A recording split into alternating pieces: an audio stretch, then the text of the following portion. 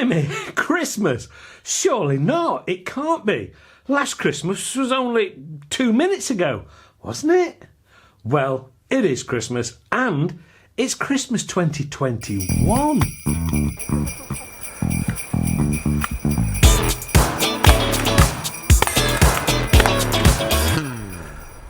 Hello, or should I say ho ho ho, and welcome to AAR On Air. What an incredible year, full of good, bad and indifferent.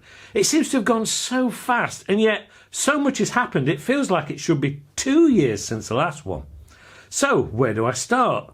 Well, on a personal note, Mrs. AAR and I moved house, as some of you may know, and I spent most of my waking hours renovating a house that we thought would just need a lick of paint, and then we'd move straight in. How wrong we were, top to bottom, strip down and rebuild, dragging a 200-plus-year-old cottage into the 21st century, and it's likely to be another 3 months before we're close to finishing. But it has a paddock attached to it, and that was going to be perfect for the AAR channel and for testing guns. But no studio, so Vector Air very kindly helped out, and I started the year working from there. But it got very cold in the winter and hot in the summer, so Mrs. AAR and I built a log cabin in the paddock in a week. And in the process we found out she loves a mallet, screwdriver and messing around with timber. Stopping her was a hard job. She was working into the night, making more noise than a flock of joiners.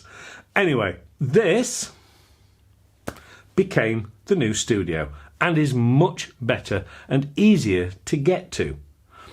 Big thank you though to Vector Air for coming to the rescue right when it was needed.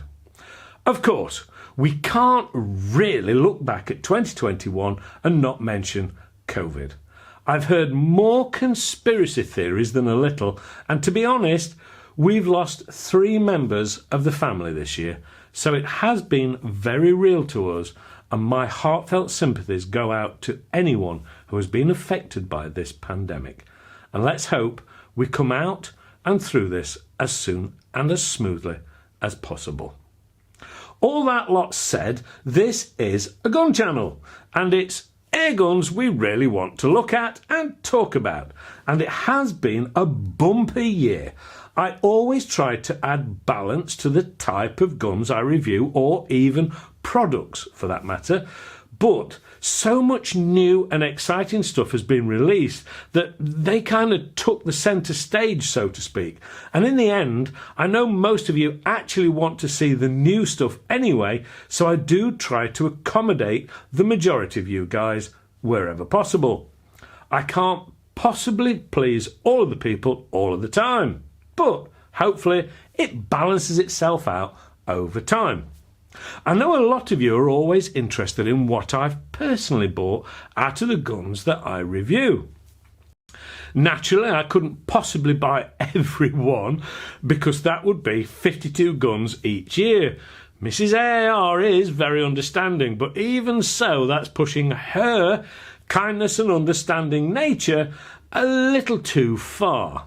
I have, however, bought a few and some scopes and ancillaries too. I'll tell you which as we go along. It's been a great year for budget stuff as well as the higher end stuff. There have also been some big impacts on some manufacturers following theft, embargoes and of course COVID. Earlier in the year I tried the Webley Nemesis X and I thought it was amazing. Just really good and such good value for money and crazy accurate for a little CO2 rifle. But any chances of getting one were soon scuppered after the theft of pretty much the whole stock, about a mile from the UK stockists, out of the back of a lorry. Yes, a lorry. With the rest of the stock stuck in the Suez Canal. Blimey, bad luck or what? But nonetheless, a really great budget gun. Then we saw Airguns locked out of the country following an embargo by the UK on anything Russian. which resulted in quite a few people still not receiving their orders from abroad and quite possibly seeing them crushed at the border. A sad situation if ever there was one. Then, of course, COVID. Well, it has had and is still having quite an impact on supplies of guns, accessories and pellets. Throw into the mix the confusion around Brexit and you've got a recipe for, well, shall we say, an interesting period, and leave it at that. What else has happened then? It was a year that saw BSA celebrate 160 years, and they did it in style by introducing a new gun, the Ultra CLX, a cracking little item if ever there was one, and it wasn't massively priced, but of course had that wonderful BSA cold hammer forged barrel, so accuracy wasn't really going to be questioned. They did a limited run at the launch, and yes, I bought one, and it is kept nice and safe for the future. Well, not content with that, later in the year they produced the limited edition 160 in a black pepper laminated stock. Oh dear. But this time with a side lever cocking, and yes, I bought one of those as well. It had been rude not to. I would love to say that BSA gave me one, but they didn't. And I can honestly say I had no financial interest in this. I was simply so impressed, I bought one. With my own money. Nice one, BSA. The good news is Mrs. AAR really likes the CLX too, so I was able to get away with buying both. Looking at the more budget end again, I was really impressed with a couple of offerings from Diona in 2021, the Storm Rider and the Chaser pistol. Both were ridiculously cheap but great quality, packing a real punch and was surprisingly accurate for such budget guns. If you're on a budget, don't dismiss either of those two. They will do a really good job. Then a couple of manufacturers from the Eastern Bloc, so to speak. Right at the start of the year, I reviewed a couple of guns from RTI, and they were both very impressive, with great build quality and accuracy, from a company that has a great customer-focused ethic and quite a few trophies for bench rest shooting championships to boot. From RTI at the beginning of the year to the end of 2021, when I had my first introduction to another excellent company with the terrific guns that they have, AGT. I must admit, every gun I tried, I wanted. They are so easy to shoot and they leave you feeling you can't miss. I can't stress how much I like these guns. The Vixen wouldn't normally have been my star rifle, but I tried it, reviewed it, and yes, you guessed it, I bought it. I love it. Then I tried the Airgun. OMG, I think is the saying. I was ready to get my wallet out, and then the Vulcan 2 came up to review. Oh, this wasn't being fair. That wasn't playing nice. I wanted one of those as well. Wait a moment. The Vulcan 3 is on its way to be tested early 2022. And now I have an Airgun King and a Vulcan Tactic. I need to go and lie down in a dark room for a while. Joking aside, these really are the standout guns for 2021, and I'm likely to add more of them to my AGT collection in 2022. If you haven't tried them, then I suggest you do, if you can, and I feel confident you'll be thinking along the same lines as I do. I will be reviewing more of these in 2022, not only because they are really good, but I will be unashamedly abusing my position to simply enjoy the shooting experience.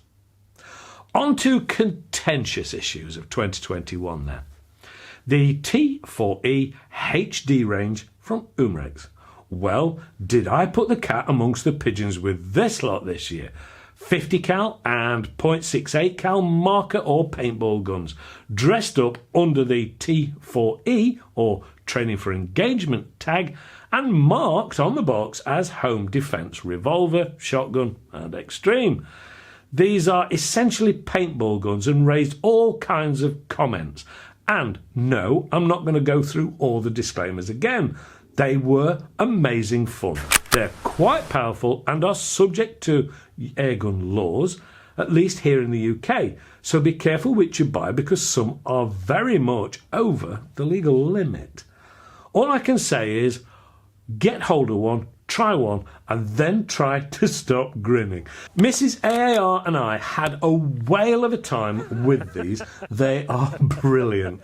So, what else did I buy personally this year? Well, a couple of scopes. The new Veyron IR scope with a new designed reticle is sharp, clear, first focal plane and short and compact to suit smaller guns and bullpups. The Veyron was always a favourite of mine, and the IR is better still with an updated reticle, as well as, of course, illuminated. Then I went the whole hog and splashed out on a Continental. Now, it's not cheap. As a standalone scope, it's not. But it is 34mm tube with superbly clear optics and about half the price of an Element scope. Suddenly, the not cheap looks like amazing value for money. Now, I love it, and it's likely to appear on the top of more guns being reviewed in the future. That is, until I get hold of another AGT, and it maybe finds my more permanent home on one of those.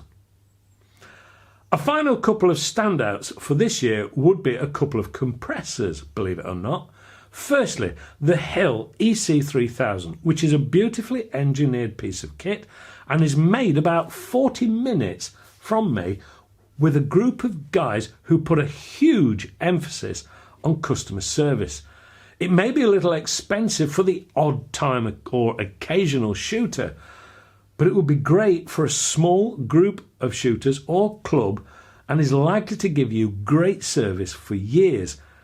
If it's too rich or too big, the other standout was the BSA dual voltage compressor, which is neat and compact, and even though it's not designed to do it, and BSA will probably send me a snotty email for saying this, Vector Air use one of these to fill their tanks for a period of time whilst their big, super expensive breathing air diver's tank compressor gave up the ghost and had to be sent away for repair.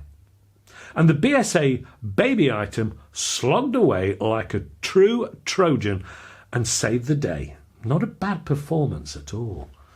Another couple of cheap items I bought. The Gammo target holder, which is a target holder and spinner set all in one.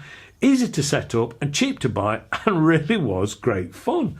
The other standout is a really simple tripod from Rockstead, which is light, easy to adjust and perfect for a spot of quick bench rest shooting and can even be used as a camera tripod with the thread. Overall, it's been a very busy year and very exciting. A year with highs and occasional lows, but never, ever boring. A year where we spent the entire time in the UK, which for a solar-powered individual like me did hit hard. But thankfully, we're still this side of the flower beds and healthy. When quite a few people sadly aren't, and my thoughts and genuine sorrow go out to friends and families who have lost someone close to them this year. Rest assured, we here at AAR will be working hard to get reviews completed for new stuff coming out as quickly as we can, and hopefully mixing it up with some silliness and oddities along the way. It would be great if you guys could join us.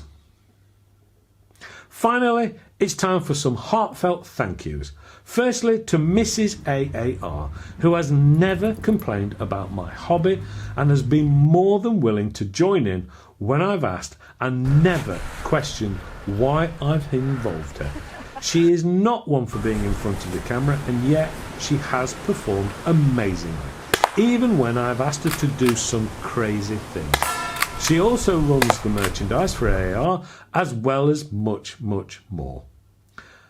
A thank you to Karl at Vector Air for sourcing so many different guns and products for me to review. And yes, he's cost me a lot of money too. A thank you to Luke, the IT guy from Vector Air, for getting me out of a few technical and computer related problems this year. And all it cost me is one of those "you dinosaur" looks, which I probably deserve. Above all, I would like to thank you guys for your involvement and positive comments and feedback. This support helps me to keep trying to improve the channel and its contents to make the channel better and better. It has been great to meet some of you from time to time when I've dropped in at Vector Air, and we're looking hopefully to meet a lot more of you next year if we can arrange for the whole team to be at some of the shows, starting hopefully with the NEC next February, COVID willing. Until then, thumbs up, subscribe, click, share, and all the usual stuff. Have a very merry, safe and healthy Christmas, wherever you are. Shoot safe and stay safe. Merry Christmas.